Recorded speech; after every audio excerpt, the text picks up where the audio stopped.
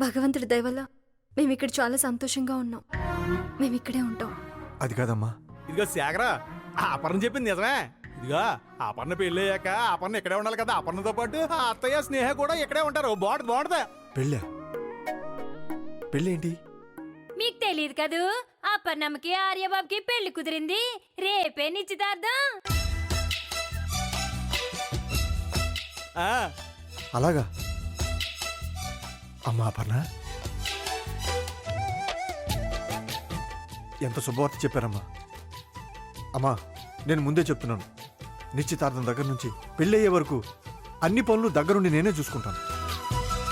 చెల్లి పెళ్ళి చాలా గ్రాండ్గా చేస్తానమ్మా.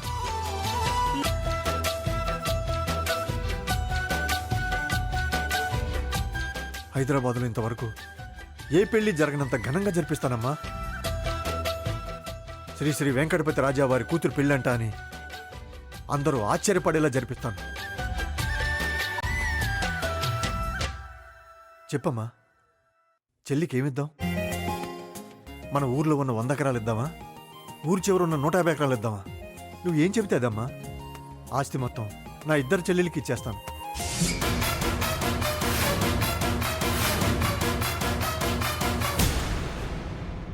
చెప్పమ్మా, నా బంగారు తల్లికి ఏమిద్దాం?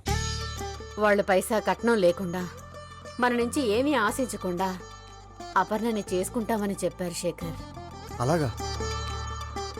అమ్మయ్యా,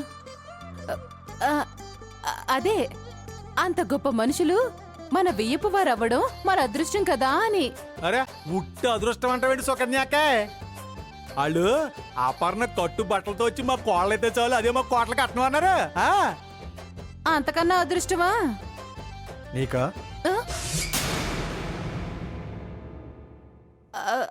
అది నోర్మయ్. సరే అమ్మా, కట్నాలు వద్దు అన్నారంటే వాళ్ళు ఎంత సంస్కారవంతులో అర్థమవుతుంది. అలాంటి మంచి సంబంధం దొరకడం మన అదృష్టం. చెల్లెలి పెళ్లి జరిగే వరకు అన్ని పనులు ఆపేసి నేను ఇక్కడే ఉంటాను. అపర్ణ పెళ్లి పూర్తి అయ్యాక వెళ్తాను. మరి మా తమ్ముడు పెళ్ళి?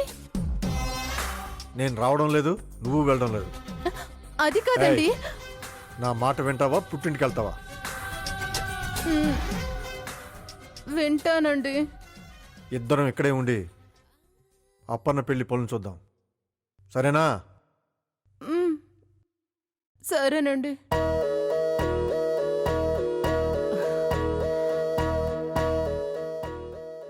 శేఖర్,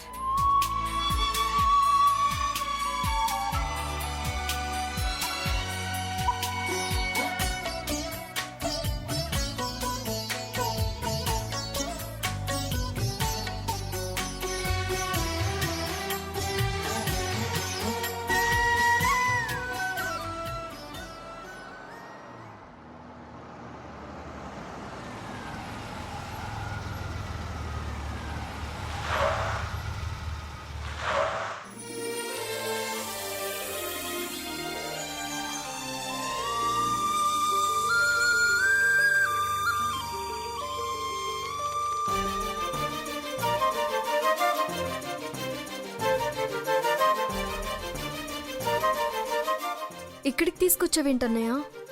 ఇల్లు ఎలా ఉందిరా? చాలా బాగుంది. ఎవరిది? ఇంకెవరిది? మా చెల్లెలది. ఏంటన్నయ్య నువ్వనేది? అవునమ్మా, పెళ్లి కూతురు కాబోతున్న నా బంగారు చెల్లెలకి ఈ అన్నయ్య ఇస్తున్న పెళ్లి కానుక. నీ పేరు మీద రిజిస్ట్రేషన్ కూడా చేయించాను. ఈ క్షణం నుంచి ఈ ఇంటికి యజమాని నువ్వేరా. ఈ తాళాలు తీసుకురా. ఇప్పుడు ఇవన్నీ ఎందుకన్నయ్య? అన్నయ్య అభిమానంతో ఇస్తుంటే కాదనకూడదమ్మా. ఇదిగో అపర్ణ, ఒట్టి అభిమానమే కాదు, అన్నయ్యగా సేకరం బాధ్యత. అది బాధ్యత. ఆయన బాధ్యత నెరవేరుతున్నప్పుడు ఇదిగో చెల్లుడు నువ్వు సంతోషించాలి తప్ప కాదనకూడదు. తీసుకో.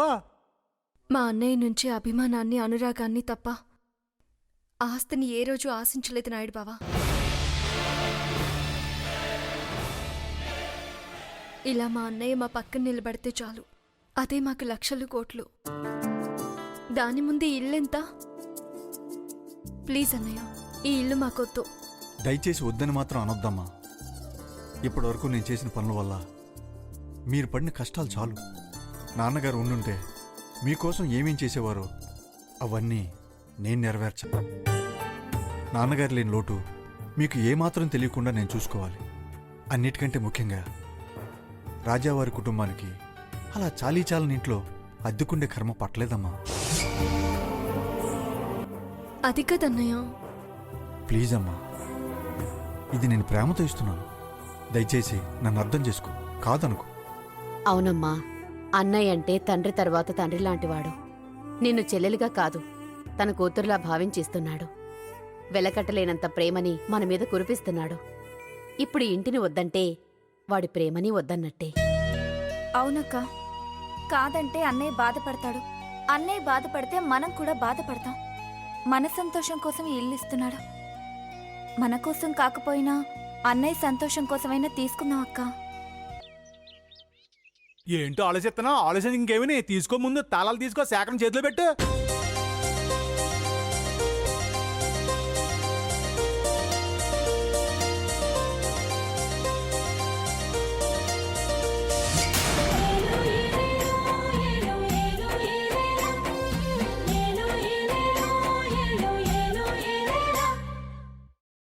గదే ఇదిగో వసంత, కారులో గుమ్మడికాయ ఉంది, దిష్టి తీయాలి, వెళ్ళి తీసుకురా వెళ్ళు. గుమ్మడికాయ ఉందని నీకెలా తెలుసు? ఒట్టి గుమ్మడికాయ స్నేహ, కారులో మీ నాన్నగారు ఫోటో ఉన్నట్టు కూడా నాకు తెలుసు. అంటే ఈ ఇల్లు కొన్న విషయం ఇదిగా మీ అందరికంటే ముందు శేఖరం నాకు చెప్పాడు. కాకపోతే మీకు సర్ప్రైజ్ ఇద్దామని చెప్పొద్దు అన్నాడు, అందుకే చెప్పలేదు. ఏం శేఖరం? అవునమ్మా. అబ్బో, మీ చెల్లెలు గారి ఇల్లు చాలా బాగుందిలేండి. ఇప్పుడేంటి నీ బాధ? ఏంటా, మీ చెల్లెలికి ఇల్లు కొన్నందుకు నాకు బాధ కాలేదండి. నాతో ఆ విషయం చెప్పనందుకు నాకు బాధ లేదు. కానీ నాకంటే ముందు ఈ నాయుడు బావుకి చెప్పారు చూడండి, దానికి బాధపడుతున్నాను. ఏ, అతనితో పాటు నాకు కూడా చెప్తే మీ సొమ్మేమైనా పోతుందా? సుకన్య, నా చెల్లెలి పెళ్లికి ఓ ఇల్లు కొంటున్నాను అని చెప్తే మీ నోటి ముచ్చాలేమన్నా రాలిపోతాయా? వదినా, సర్ప్రైజ్ ఇద్దామని చెప్పొద్దన్నాడు కదా. వెళ్దాం పదన్నయ్య. పదండి పదండి.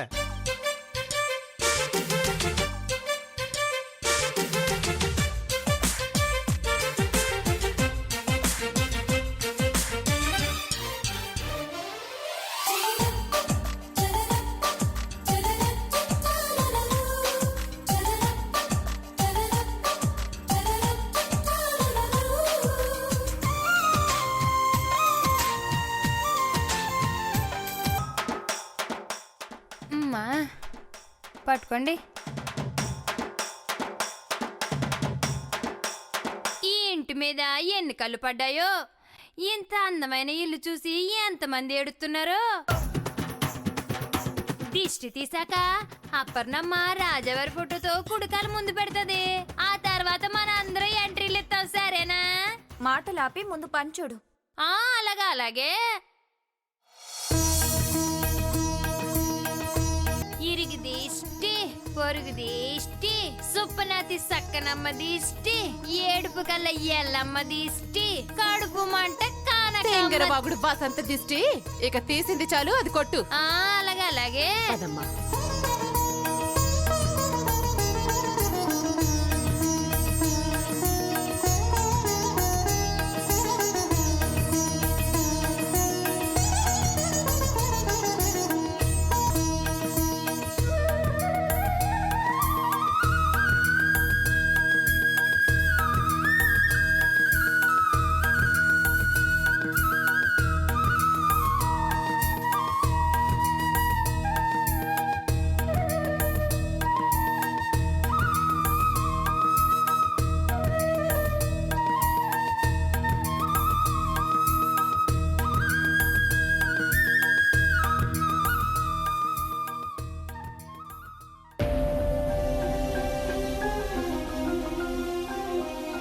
నాన్నగారు, మీ ఆశీర్వాదం వల్లనే ఎన్ని కష్టాలు ఎదురైనా ఎదిరించి నిలబడగలిగాం.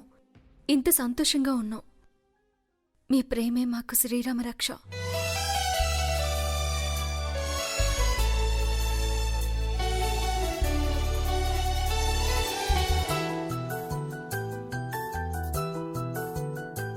స్నేహ, ఇల్లు ఎలా ఉందిరా?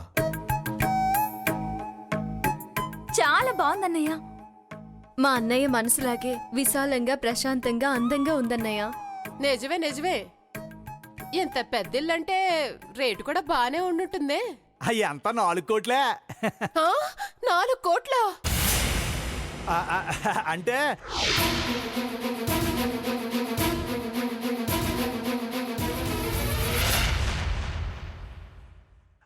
మీ వాడు 4 కోట్లు అన్నాడు కానీ ఆ శేఖరం మాట్లాడి కోటికి తగ్గడాడు. ఏదో దగ్గరుండి పంపించినట్టు చెప్తావేంటి? అయినా నీకెలా తెలుసు? శేఖరం చెప్పాడు. ఏం శేఖరం, అంతే కదా? కాదు, ఈ ఇల్లు 4 కోట్లే. నీకేమన్నా అభ్యంతరమా? నాకేం అభ్యంతరం? 4 కోట్లు కాకపోతే 40 కోట్లు పెట్టి కొనండి. మావయ్య గారు రాస్తే కదా. కాదు, మా నాన్నగారు ఆస్తిలో 1 రూపాయి కూడా ఖర్చు పెట్టకుండా, 1 సెంటు భూమి కూడా అమ్మకుండా నేను కష్టపడిన సొమ్ముతో ఇల్లు కొన్నాను.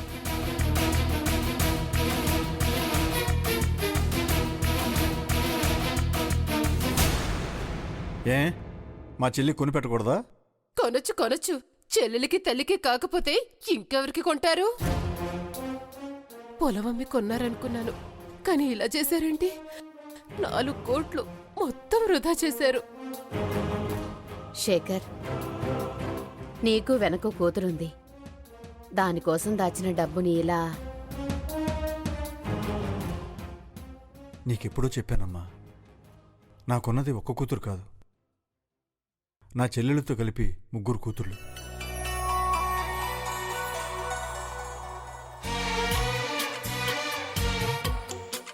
నన్ను నా చెల్లెల్ని ఎప్పుడు వేరు చేసి మాట్లాడొద్దమ్మా. మనుషుల్లో ప్రేమలు విలువలు పోయాయేమో అనుకున్నాను. కానీ నా కొడుకు రూపంలో ఇంకా అవి బ్రతికే ఉన్నాయని నాకు నమ్మకం వచ్చింది.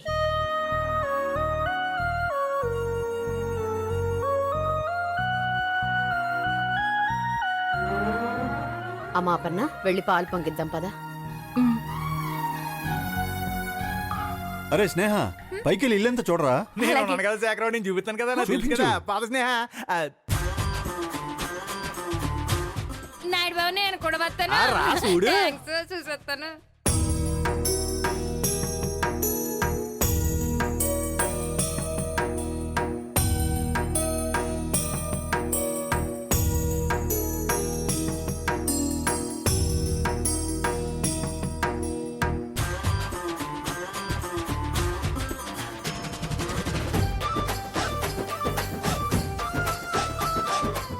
స్నేహ, ఇటు ఇటు ఇటురా.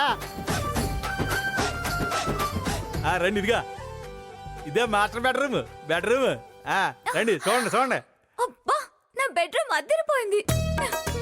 నీ రూమా చూడగానే ఫిక్స్ అయిపోయావన్నమాట. చూడగానే కాదు, నచ్చగానే ఫిక్స్ అయిపోయాను. ఇది నాదే అని. నేను కూడా అంతే, నచ్చగానే ఫిక్స్ అయిపోయాను. ఏంటి? అదే అంటే అదే పక్క రూమ్ నాదేనని. నాయుడు బాబా భలే కవర్ చేసావు నువ్వు. నిజమే స్నేహ, పక్క రూమ్ నాదే అని చెప్తున్నా. అయినా ఆ రూమ్ నీదని ఎలా ఫిక్స్ అయిపోయావు? అదేంటది, పక్కనే ఉంటే మరి నువ్వు ఏదైనా పిలిస్తే అందుబాటులో ఉంటది కదా సాయానికి. చూడు, అనవసరంగా ఆశలు పెట్టుకోకు. ఇప్పుడు మేము ఉంటున్న అద్దెంట్లోనే మీరుండొచ్చు. ఒకవేళ అది నచ్చకపోతే వేరే ఇల్లు చూసుకోవచ్చు. స్నేహ, ఇదే విషయాన్ని మీ అమ్మగారితోని అపన్నంతోని చెప్పగలవా నువ్వు? ఊరుకో వసంత. అయినా నేనేమన్నా మరి స్నేహ కోసం వచ్చానండి. అత్తయ్య ఆపర్లను బలవంతం చేస్తే వచ్చాం, అంతే కదా. అత్తయ్య ఆపర్లను అభిమానం లాంటిది. ఎంత చేసినా ఇంటిని మాత్రం వదలరన్నమాట. నిన్ను కూడా వదలడు. వసంత. నాయుడు బాబా ఇంకా చాలా రూమ్లు పదండి, ఉన్నాయి, పదండి, చూపించు. ఈ రూమ్ నీకే ఫిక్స్.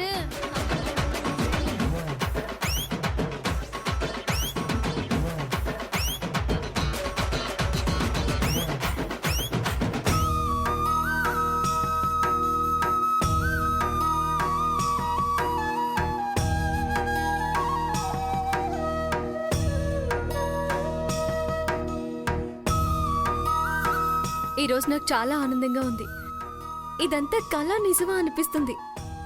ఈ సంతోషం శాశ్వతం అయిపోతే బాగుండనిపిస్తుంది. నిజమేనమ్మా.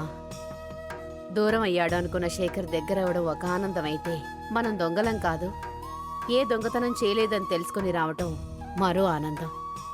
ఏది ఏమైనా మన మీద పడ్డ మచ్చ పోయినందుకు, మన నిజాయితీ వాడికి తెలిసినందుకు నాకు చెప్పలేనంత ఆనందంగా ఉంది. నాన్నగారితో పాటే పోయాయనుకున్న మన సంతోషాలు ఇలా తిరిగి రావడం మన అదృష్టమమ్మా. మంచోళ్ళకి ఎప్పుడు మంచి జరుగుద్ది అపర్ణ. అందుకే నీకు కత్తిలండి భర్త దొరికాడు. భర్త కాదు నాయుడు బావా, కాబోయే భర్త. ఇంకెంతలే అపర్ణ, రేపు నిశ్చితార్థం అంటే ఇంకో 4 రోజులు తిరిగే లోపు నీ పెళ్లి కూడా జరిగిపోద్ది. జరగదు, జరగకూడదు.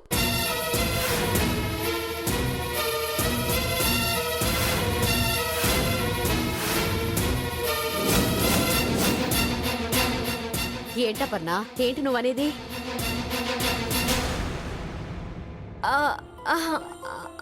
అదేనమ్మా, నెల లోపల ఎలా జరుగుతుంది? కనీసం 2-3 నెలలైనా టైం ఉంటే మంచిదని నా ఉద్దేశం. నాకు అర్థమైందిలే. ఇప్పుడు పెళ్ళంటే పెళ్లి పనులన్నీ ఎలా జరుగుతాయనే కదా నీ టెన్షన్. అవును నాయుడు బాబా. ఎందుకు అపర్ణ నీకు ఎందుకు టెన్షన్?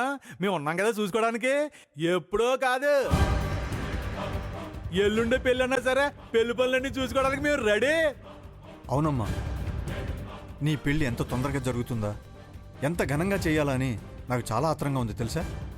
అవునమ్మా, నీ పెళ్లి అని తెలిసిన దగ్గర నుంచి మీ అన్నగారికి అసలు కాలు చెయ్యి ఆడడం లేదు, అసలు నేల మీద నడవడం లేదు. హ, మరి జరుగుతుంది నా చెల్లి పెళ్ళి. నాకు కాకపోతే నీకు ఆనందంగా ఉంటుందా? ఏ, మీ తమ్ముడు పెళ్ళనగానే నువ్వు మాత్రం నేల మీద నడిచావా ఏంటి? నేను అంతే. కరెక్టే, కాకపోతే మీలాగా కోట్లు ఖర్చు పెట్టి బంగళాలు కొనివ్వలేదులేండి. ఏంటి నీ బాధ? అదే, మీకు మీ చెల్లెల మీద ఉన్నంత ప్రేమ నాకు మా తమ్ముడి మీద లేదు అంటున్నాను. సంతోషం.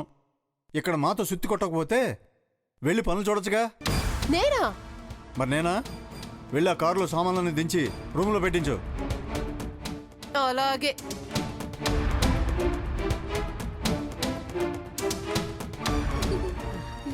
బాబు శేఖర్, మేం సర్దేవాళ్ళం కదా, తనకెందుకు శ్రమ? దాన్ని ఖాళీగా ఉంచకూడదమ్మా. 10 నిమిషాలు టైం దొరికితే చాలు, ఎక్కడ పుల్లలు పెడదామా అని చూస్తూ ఉంటుంది. దాంతో పని చేయించడమే కరెక్టు.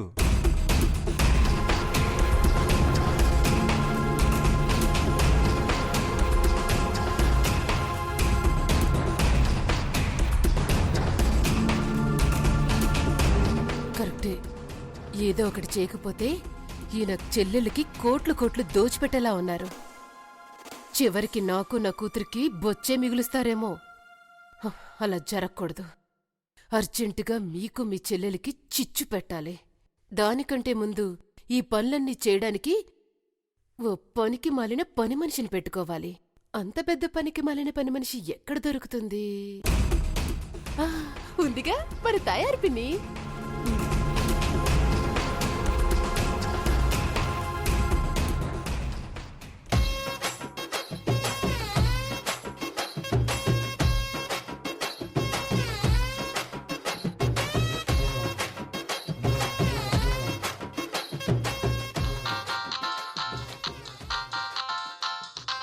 నా పాటికి నేను ఏసీ వేసుకొని జీడిపప్పు పకోడీ తింటుంటే ఈ టైంలో డిస్టర్బెన్స్ ఏంటి?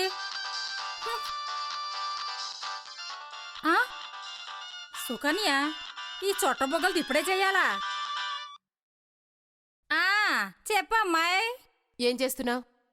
ఏం చేస్తానమ్మాయ్, చేయడానికి ఏమీ లేక మీ అమ్మ చేసిన జీడిపప్పు పకోడీ కష్టపడి తింటున్నాను.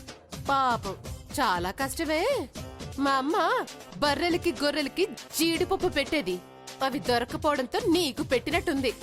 అంటే నేను బర్రెని గొర్రెని అనే అమ్మాయి నీ ఉద్దేశం? చిచి, నీతో పోల్చి వాటినెందుకు అవమానిస్తాను? అయితే ఓకే. ఇంతకి నువ్వెందుకు ఫోన్ చేసావు? ఏం లేదు పిన్ని, ఒకసారి మా కొత్తింటికొస్తావా? కొత్తిల్లా? నీకు ఈ చెత్తిల్లు కాకుండా ఇంకో కొత్తిల్లు కూడా ఉందా? ఏయ్, కొత్తిల్లంటే మా అత్తిల్లు. మా ఆయన 4 కోట్లు ఖర్చు పెట్టి వాళ్ళ చెల్లెల కోసం కొనిచ్చాడు. అడ్రస్ చెప్తాను, వచ్చేయ్. ఎందుకు? దిష్టి తీయడానికి ఇక్కడ గుమ్మడికాయలు దొరకడం లేదట.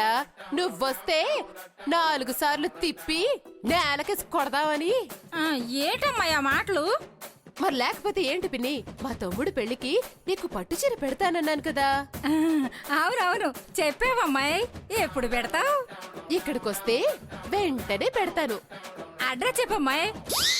కళ్ళు మూసి తెరిసేలోగా నీ ఇంటి ముందు ఉంటాను నేను. అడ్రస్ రాసుకో.